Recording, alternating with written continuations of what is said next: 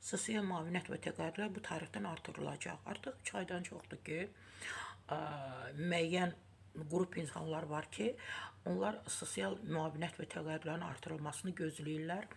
Həm də çox həsrətlə gözləyirlər və bizim hər xəbərimizdə, yəni jurnalistlərin, medianın hər xəbərini də izləyirlər, daha aktivdirlər. Mən görmüşəm, müşahidə etmişəm ki, pensiya bağlı olan bütün xəbərləri, sosial müavinətlərlə bağlı olan bütün xəbərləri doğrudan da izləyirlər, oxuyurlar. Ehtiyacları var da insanların pula, 30-40 manat ya 35 manat artım olacaq. Onları da özləri üçün çox böyük qənimət bilirlər. Bəli, Prezident İlham Əliyevin dekabr ayında imzaladığı sərəncamla sosial müavinət və təqaüdlərin artırılması üçün Nazirlər Kabineti 3 ay ərzində təkliflər hazırlamalı idi.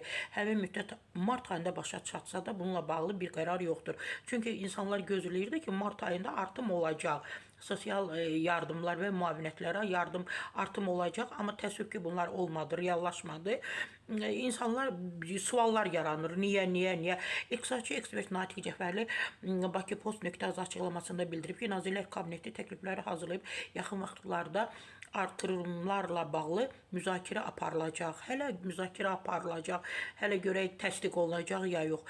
Çox güman ki, may ayının sonunda və ya iyun ayının əvvəlində Milli Məclisin iclasında büdcəyə əlavələr və dəyişikliklər müzakirə olunacaq. Həmin iclasda Nazirlər Kabinetinin təkliflərinə baxılması gözlənilir.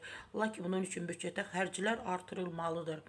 İqtisadçı deyib ki, mənim ehtimalıma görə yaxın 2-3 həftə ərzində bununla bağlı qərar veriləcək deyə o bildirib.